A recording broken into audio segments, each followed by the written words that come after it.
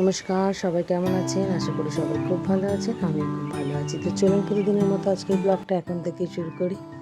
আর সকাল সকাল দু ভাই বোনকেই এক জায়গায় পড়তে বসিয়েছি। আর আমি এখানে বসে আছি জানেন, নালে দুজনে এত গল্প করবে তার ধারণারও বাইরে। আর এ ওর দিকে, ও ওর দিকে, এটাই শুধু তাকাবে আর হাসবে। তো যাই হোক, আজকে বাবু সকালবেলায় আমাদের বাড়ি আছে। তার একটাই কারণ, আজ মাকে নিয়ে দাদা আর বৌদি সকালবেলায় গেছে SSKM হসপিটালে। ওখানে আজকের একটা চেক আপ আছে মায়ের। সেটা যেখানে মা ভর্তি আছে সেখানে সেটা অসুবিধার জন্য ওখানে পাঠিয়েছে। আসলে বেশি দিন হয়নি দাদার SI কার্ডটা হয়েছে, সেই কারণেই আর কি ওখানে একটা চেক আপের জন্য পাঠিয়েছে।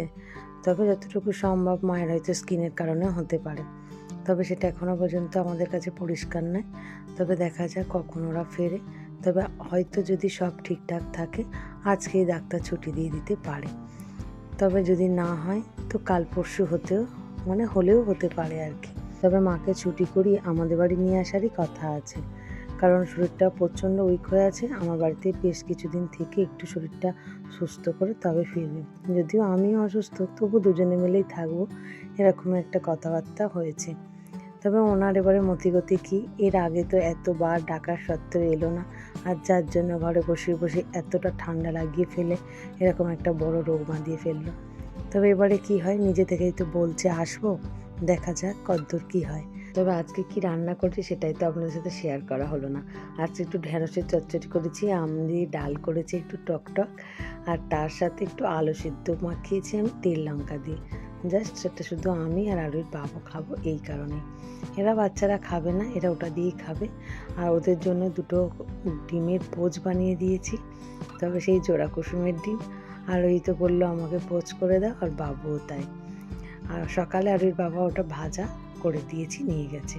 আর আমার জন্য 2 পিস মাছ ছিল, সেটাই আমি ঝাল করে নিয়েছি। টকের ডাল দিয়ে ভাত খেতে আমার দুর্দান্ত লাগে জানেন।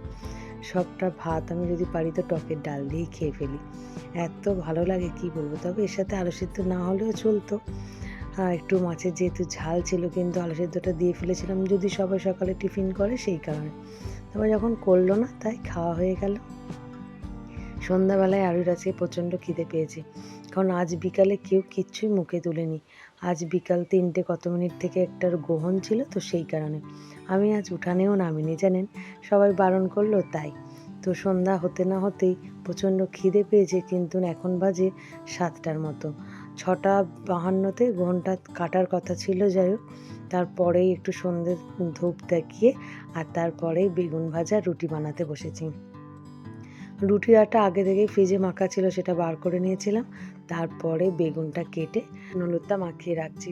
তবে সবাই বলে এই মাকড়া বেগুন নাকি খুব সুন্দর খেতে, খুব সুন্দর স্বাদ বেগুনের মধ্যে, নাকি সেরা এই মাকড়া বেগুন। আমিও দুটো গাছও বসিয়েছি জানেন, আপনাদেরকে দেখিয়েছি না, কাঁটা কাঁটা গাছ।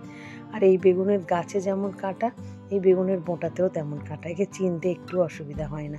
আর বেশ বড় ছিল বেগুনটা, কিন্তু সত্যি কথা বলতে ভেজেছিলাম এর আগেও একদিন, সেটাও খেয়ে দেখলাম, আর আজকেও ভাজছি। তবে খুব একটা সুন্দর স্বাদ আমার তো লাগলো না, একদম কেমন যেন একটা ভ্যাতে ভাব। বরং তার থেকে এমনি বেগুন আমরা খাই, হয়তো অভ্যস্ত কিনা জানি না, আমার তো মনে হয় এমনি বেগুনটাই দারুণ লাগে খেতে। তবে হ্যাঁ, বেগুনটা কিন্তু দেখতে খুব সুন্দর, এত সাদা ভিতরটা, দেখেই কি ভালো লাগছে। আর বীজগুলোর তো কি সুন্দর একটা নকশা আঁকা। যাই হোক, চলুন, আমার বেগুন ভাজা হয়ে গেছে। আর বেগুন ভাজা আর গরম গরম রুটি, গরম গরম বেগুন ভাজা, গরম গরম রুটি। আর ওই বাবাও ডিউটি থেকে এসে গেছে, আমরা সবাই মিলে এটাই টিফিন আর রাতের ডিনারই বলুন, সবটাই এটা দিয়ে সেরে নেব। চলুন, আজ ভিডিওটা তাহলে খাবার খেতে খেতে শেষ করছি। আগামীকাল একটি নতুন ব্লগে আবার দেখা হবে। সবাই সুস্থ থাকবেন, ভালো থাকবেন, সবাইকে ভালো রাখবেন। আর ভিডিওটা কেমন লাগলো অবশ্যই কমেন্ট করে জানাবেন। ভালো লাগলে একটা লাইক, সাবস্ক্রাইব করে পাশে থাকবেন। চলুন, টাটা।